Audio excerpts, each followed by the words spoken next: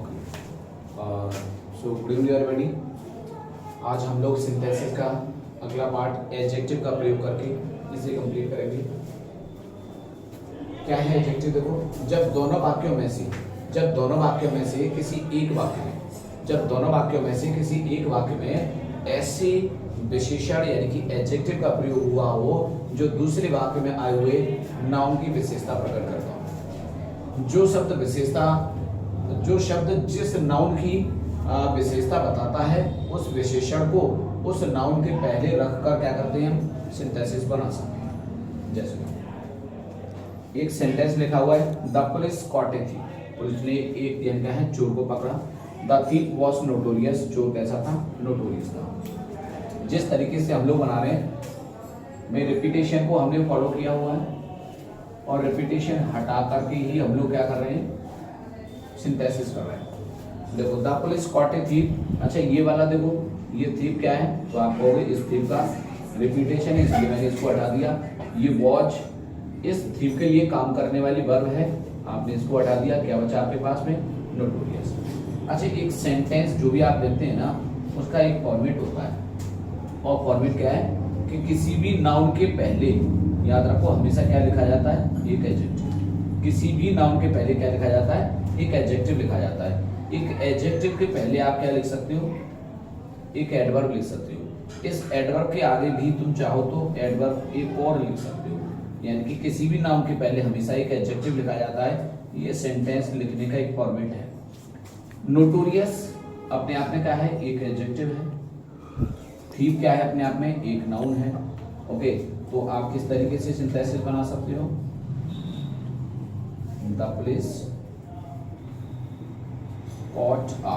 अब देखो, ये नोटोरियस एडजेक्टिव क्या कर रहा है? इस थीफ की तो विशेषता बताता है, तो आप इसे उठाकर इस नाउन से पहले रखोगे, क्या बन जाएगा? Notorious thief. इस तरीके से आप क्या है, ये सेंटेंस बना सकते हो। नेक्स्ट सेंटेंस है, the principal find a boy. Principal ने एक यानी कि लड़के को फाइन कर दिया, फाइन लगा दी उस पर। The boy was naughty. लड़का कैसा था? लड़का शरारती था। अच्छा देखो, ये बॉय, आप कहोगे इस बॉय का रिपीटेशन ही तो है, तो रिपीटेशन आप क्या करोगे? रिपीटेशन आप हटा दोगे। रिपीटेशन हटाओगे, इस सब्जेक्ट के लिए काम करने वाली वर्ब है वॉच। इस वॉच को भी मैं क्या कर दूंगा?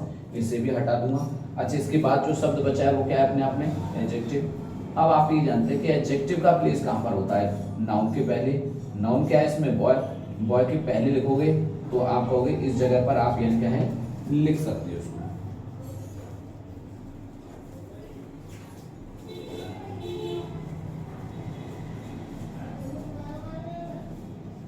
हाँ, अब क्या करोगे?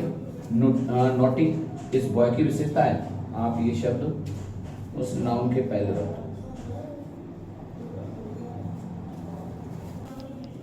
नेक्स्ट सेंटेंस देखेंगे, they killed a snake. The snake was venomous. अच्छा, क्या करना है आपको? देखो, ये स्नेक जो शब्द है, आप जानते हो इस स्नेक का क्या है? रिपीटेशन है। रिपीटेशन आप हटा दोगे। वॉच इस वर्ब सब्जेक्ट के लिए काम करने वाली वर्ब है, आपने इसे भी हटा दिया। क्या बचा? वेनमस। तो वेनमस अपने आप में है क्या? तो आप कहोगे एक एडजेक्टिव है, और एडजेक्टिव का प्लेस कहाँ होता है? नाउन के पहले। तो नाउन आपके पास यानी क्या है? स्नेक एक नाउन है। अब आप क्या करोगे? देखो, ये वेनमस यानी कि ये एडजेक्टिव उठा करके नाउन से पहले रखो।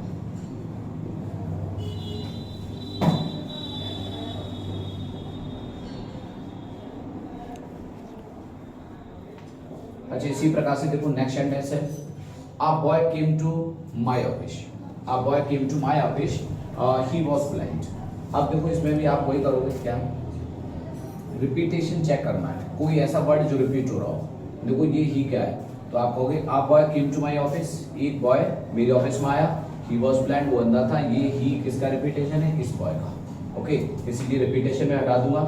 ये वॉच क्या है? इस सब्जेक्ट के लिए काम करने वाली वर्ब है। जब सब्जेक्ट हट गया तो वर्ब भी हटा दी जाएगी। ठीक है, क्या बचा आपके पास? ब्लाइंड। क्या है अपने आप में? एक एडजेक्टिव। एडजेक्टिव का प्लेस कहाँ है भाई? नाउन के पहले। नाउन क्या है इसके अंदर? बॉय। तो आप क्या लिखोगे? ब्लाइंड को उठा के नाउन के पहले रखो, blind boy. Came to my office. Next sentence देखो, ही बॉट अ बुक, उसने एक बुक खरीदी। The book was very costly. Same way क्या करोगे आप, रिपीटेशन देख लीजिएगा।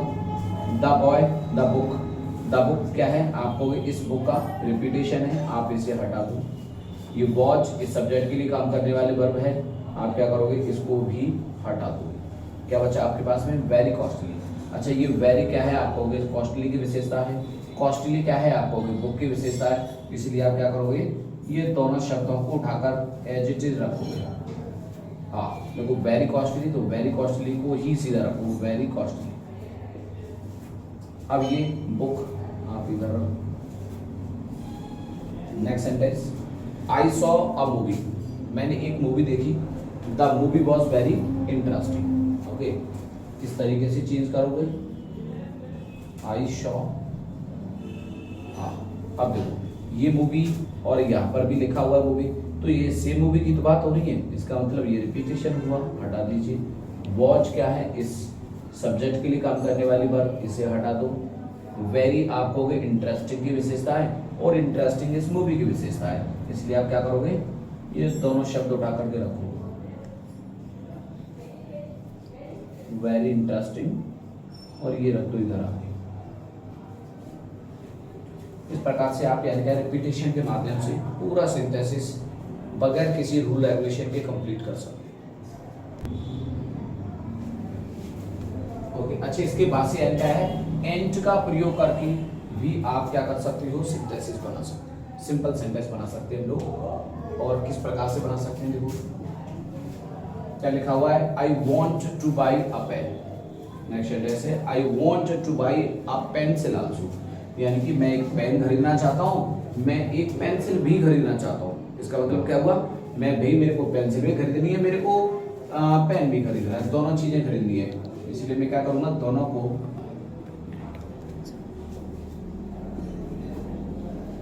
को आप एंड से जोड़ दो। Yes, a pen and a pencil.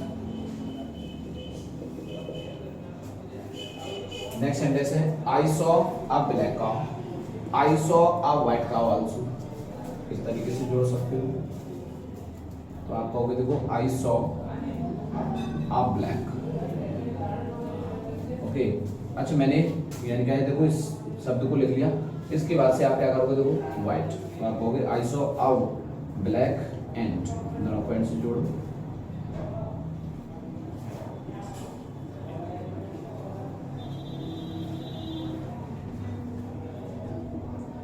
Okay, I saw a black and white cow. Okay, तो इस तरीके से आप जोड़ सकते हो। नेक्स्ट सेंटेंस है, हरीश वेंट टू दिल्ली, हरीश कहाँ, दिल्ली गया। Ramesh also went to Delhi, Ramesh भी दिल्ली गया। इसका मतलब हरीश भी गया और रमेश भी गया, दोनों को मिला के क्या बोल सकते हो, हरीश और रमेश दिल्ली गए। तो आप लिखोगे हरीश एंड रमेश। ओके, अब ये लिख दीजिएगा, went to Delhi. Next sentence है देखो, वाई आर यू सैड, आप क्यों सैड हो, क्यों दुखी हो। वाई आर यू नर्वस, तुम नर्वस क्यों हो। वाई आर यू होपलेस, आप होपलेस क्यों हो। इसका मतलब इस सेंटेंस में हमें 3 सेंटेंस दे रखे हैं इसके अंदर, और तीनों को जोड़ना है। किस प्रकार जोड़ सकते हैं, देखो वाई आर यू, अगर देखो 3 चीजें हैं, जैसे सैड लिखा है तो आप पहले सैड को लिखो। दूसरी चीज क्या है, नर्वस, तो कोमा लगा करके आप क्या लिखोगे, नर्वस। ओके, अगर 2 से ज्यादा चीजें दे रखी हैं तो उनको आप कोमा से जोड़ते जाओ, और लास्ट वाले शब्द को जोड़ोगे जैसे एंड से।